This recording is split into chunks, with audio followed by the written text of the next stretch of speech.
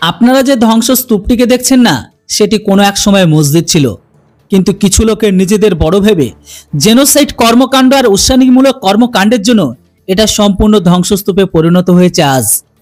বন্ধুরা, যে মসজিদটিকে এক প্রোডাক্টের ধর্মস্থান বা পবিত্র স্থান হিসেবে মনে করা হতো, সেই ধর্মস্থান থেকে অস্ত্র, আতঙ্কবাদী আর প্ল্যানকে করা হতো।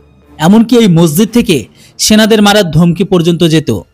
আর এই কারণে সেনা এদেরকে উচিত শিক্ষা দিয়ে এই মসজিদ সমেত সেই সমস্ত আতঙ্কবাদীদের সম্পূর্ণ মাটিতে মিশিয়ে দিয়েছে।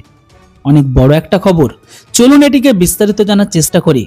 আর এই জন্য ভিডিওটিকে আপনাদের অবশ্যই শেষ পর্যন্ত দেখতে হবে। আর এখনো পর্যন্ত আপনারা যদি চ্যানেলটিকে সাবস্ক্রাইব না করে থাকেন তাহলে অবশ্যই সাবস্ক্রাইব করুন।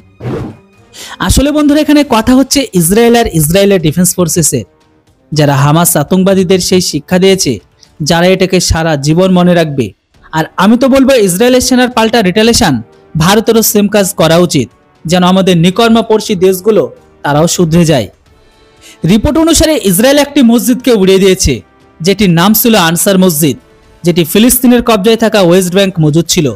আর আজকে ইসরায়েল ডিফেন্স ফোর্সেস এই মসজিদটিকে সম্পূর্ণ ধূলিসাৎ করে দিয়েছে। আর এখন এই মসজিদ কেন নিশানা করা হলো? তো এর পিছনে কারণ এখন একটাই বলা হচ্ছে, যে ইসরায়েলের উপর যতগুলো রকেট ফায়ার করা হচ্ছিল, সেই রকেটগুলো সবগুলোই মসজিদ থেকে করা হচ্ছিল। একটি ধর্মস্থল হওয়ার কারণে এটার উপর কেউ তল্লাশি করতো না। আর এটারই সুযোগ সুবিধাকে উঠিয়ে হামাস আর হিজবুল্লাহর আতঙ্কবাদীদের হাজার হাজার রকেট ইসরায়েলের উপর ফায়ার করে। একরকম ভাবে বলতে পারেন, এই মসজিদটিকে গোলা বারুদের ভান্ডার হিসেবে ব্যবহার করা হতো। এই মসজিদে না শুধু গোলা বারুদের ভান্ডার ছিল, বরং কোটি কোটি টাকার ড্রাগসকে পর্যন্ত রেখে দিত। ইসরায়েল ডিফেন্স ফোর্সেসের কথা অনুসারে আল-আকসা মসজিদ হামাস হিজবুল্লাহ ন্যাশনাল আতঙ্কবাদীদের একটি আড্ডাস্থল হয়ে গেছিল। আর এই মসজিদ থেকে ইসরায়েলের উপর হামলার প্ল্যান করা হতো। এই মসজিদ থেকে অনেক সময় আজানের বদলে অনেক সময় ইসরায়েলকে গালি দেওয়া হয়, যে বিল্ডিংটি ইসরায়েলের জন্য বিপদ হয়ে উঠছিল লাগাতার। তাই ইসরায়েল এটার উপর এয়ার স্ট্রাইক করে সেটির নাম নিশান মিটিয়ে দিয়েছে, যেমনটা ভিডিও শুরুর পূর্বে দেখলেন। বলা হচ্ছে ইসরায়েল এটার উপর বোমকে ফেলে মসজিদকে তো উড়িয়ে দিয়েছে। বলা হচ্ছে এটিতে টোটাল 45 জন ইসলাম পড়া গ্রহণকারী ব্যক্তি মারা গেছে। ধ্বংসস্তূপে থেকে এখনো লাশ বের হচ্ছে।